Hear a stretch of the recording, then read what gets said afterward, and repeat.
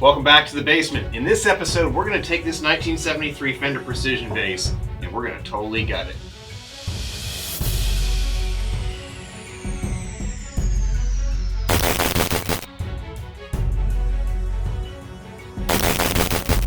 So I've been teasing this project for a little while. I've been wanting to do this particular build actually for a long time. In fact, I started ordering parts for this when I first started the YouTube channel over a year and a half ago. And finally, I've managed to secure just about everything that I want to put into this guitar. And I'm ready to start putting it together. So the main impetus for this is, well, basically, I can't stand this paint. The paint would be tolerable except for the fact that whoever had this bass before did a horrible kind of extra cutaway for access to the upper frets with this bottom horn. And they did a terrible partial scallop job on the fretboard. And the worst part is when they put this jazz bass pickup in it for the bridge pickup, they overshot the route. I don't know what they were thinking, but they carved a massive route in it and they decided to just cover it up with a piece of plastic painted to match the finish. So what was probably an awesome instrument back in the day when it was in all of its glory is not so anymore. So this thing's already been murdered. So I'm going to try and it's not really worth anything because of all the modifications that have been done to it. So I can only make it better in my opinion. So the neck is in great shape with the exception of the horrible scallops. Like I said, this is a 1973, or at least it is from the date stamp on the heel of the neck. So I'll show that to you in just a minute. So let's get started breaking this thing apart and see what kind of secrets she can tell. All right, so real quick history on this bass. This actually belonged to my sister. She let me borrow it when I was 16 years old, and I've never given it back to her, and I'm 41 now. So I've already done work to this before, or had work done professionally done to this. I had this pickguard added when I had the pots, the original tone pots, and the P-bass pickup switched out because it was super noisy when it first came to me. The reason I really want to redo this instrument is, number one, the action on the neck is freaking phenomenal. It's got great fretwork, super low action. It's one of the most playable basses I've ever touched. It's just really a joy to play. The problem is these new pots that I had put in. Well, when I first remodeled my music room, my kids were just barely walking. My twins were. I think they weren't barely walking. They were about 3 years old. And of course, when you get 3-year-olds walking around and they find interesting things, I had them on floor stands back then, and they knocked it over and it fell right on the knobs to the pots and crushed it through the pickguard. This originally was the first pickguard I had put on here was a pearl white pickguard. So I've got a couple of pots that are just really bad, so I'm going to have to replace the pots again, which is fine. That's a cheap, easy fix. That would alone make it playable again, but this thing is, I'm not going to be able to fix the fretboard, the scallops on the fretboard. It's got some nasty scallops on the fretboard. I do, however, want to fix the shape of the horn because it's not correct. Whoever had this, when they did the scallops on the fretboard, they carved away the lower horn for more access to the upper frets. It's functional, it does work, but man, I'm not Billy Sheehan. I'm not trying to do bass guitar solos. It's not what I'm about anyway. The other thing that is a major problem for me is this jazz bass bridge pickup. When they put this in, I don't know what they were thinking of in terms of routing the hole for it.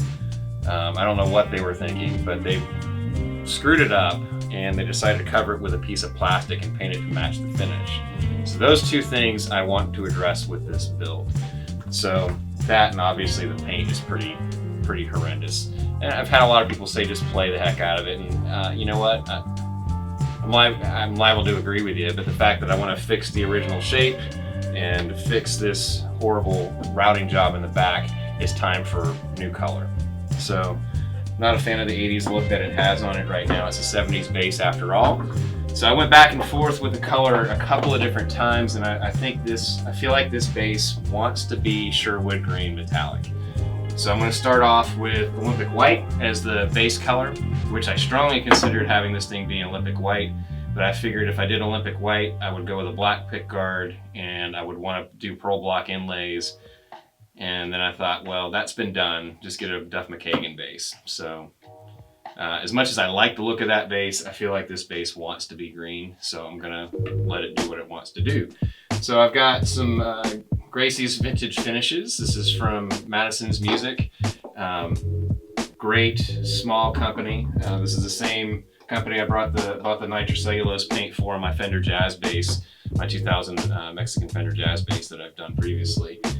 So I think I've learned from the mistakes that I made refinishing that bass, and I'm going to try and apply that knowledge to refinishing this. So I'm going to start off with Olympic White as a base coat. I'm going to do potentially 2 cans of the Sherwood Green Metallic. I should be able to get it shot with just 1, but I wanted to make sure that I had a spare can just in case.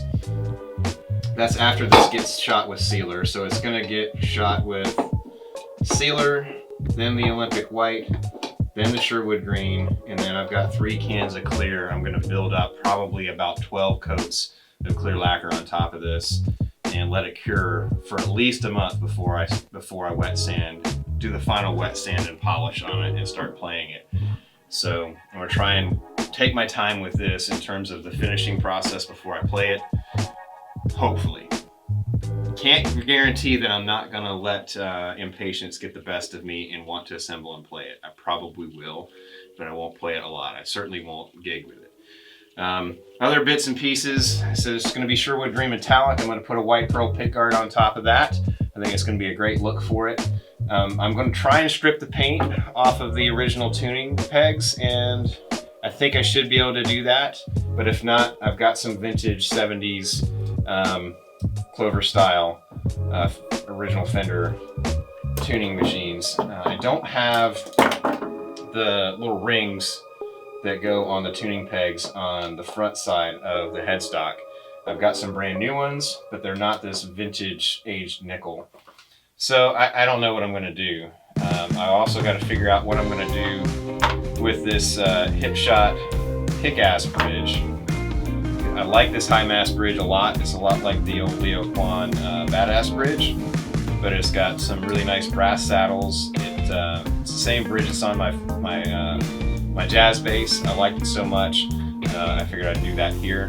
If not, if it really screws up the action, which is the thing I love chiefly on this bass, if it does mess up the action height and I can't get it down to where it is right now, I can always strip and refinish the original saddle, the original bridge and saddles that's on here right now. So that's the plan. I've also got some new pots. I think they are all 250K potentiometers, so this will work for 2 volumes, 1 tone. So I'm going to wire this up like a jazz bass.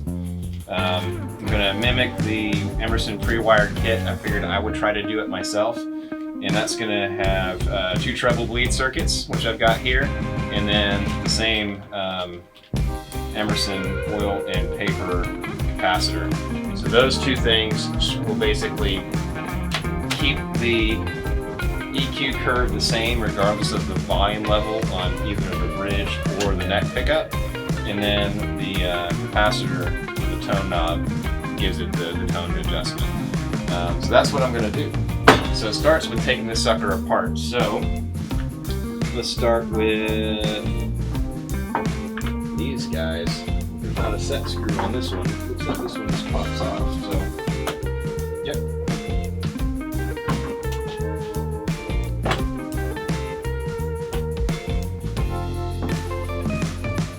I need to get my little screwdriver set.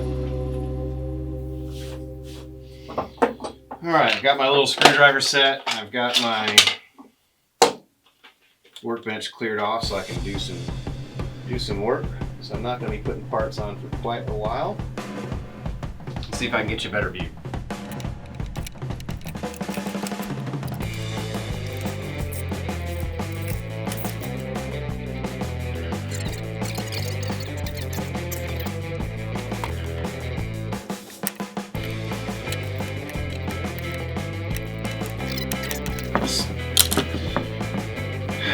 So it looks like, now that I'm looking at this, it looks like they chisel out a spot to run 2 precision bass pickups in reverse order. If you look at this cavity right here, that is the shape, a mirror image shape of a P-bass pickup. And this wider end right here just kind of goes to verify that. So originally this was set up precision instead of precision jazz. Interesting. But I can't go back to that without plugging this. So what I'm going to do is I'm going to plug all of it and reroute this cavity. So what I'll probably end up having to do is make a nice square, get it all the same thickness, and then replug it with a piece of poplar. I could do it with 2 to save as much of the original wood. I'll have to see. Man, looks like they just did this with a chisel and a drill, not a router. It's really sloppy work. Alright, let's get these jack plates off. I get to use my new tool. Maybe. This one's already loose.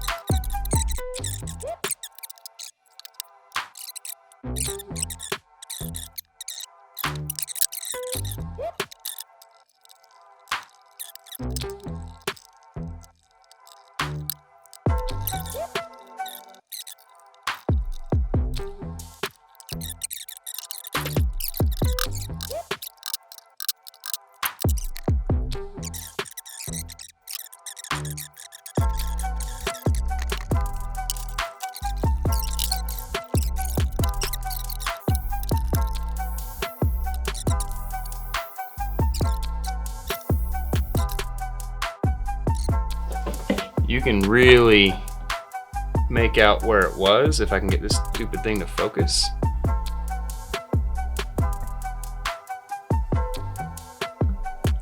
You can make out where it was right here, but not well enough to see what it said. But it did have a date stamp there. This is a correct truss rod placement adjustment. I don't know if the fretboard thickness is right, but it's what I've got. I don't know if the black side dots is correct for 73 with a mother of pearl inlay dot, but this is a actual mother of pearl inlay dot. So I don't know. I do want to try and get through some of this finish in this episode and see if I can't get to the original water slide decal.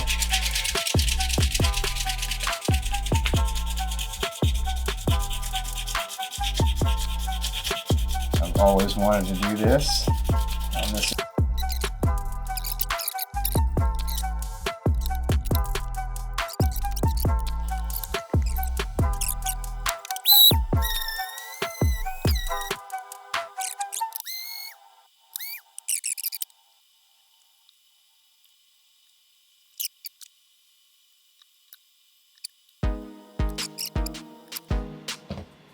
Looks like I burnt through the precision part, even sanding it by hand.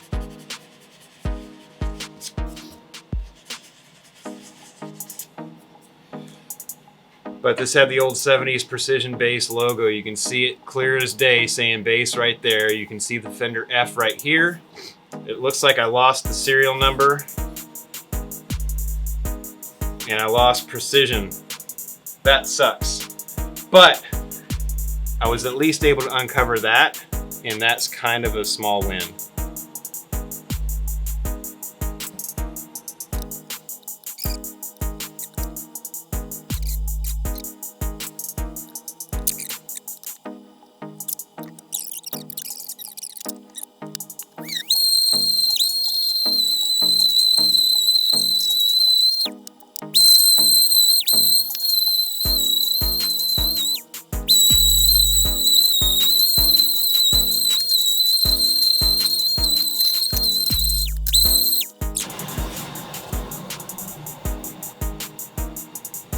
don't know if you can see this on camera,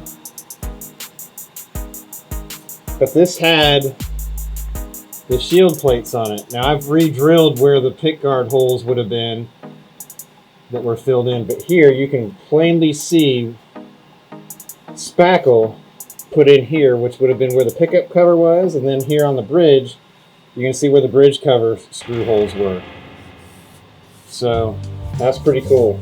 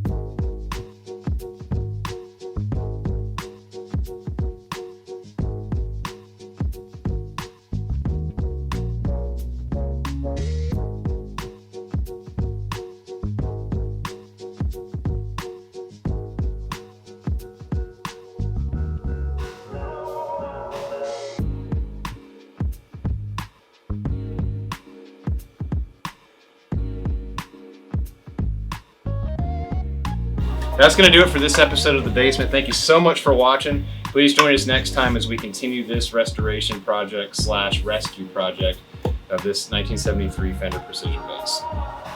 See you next time.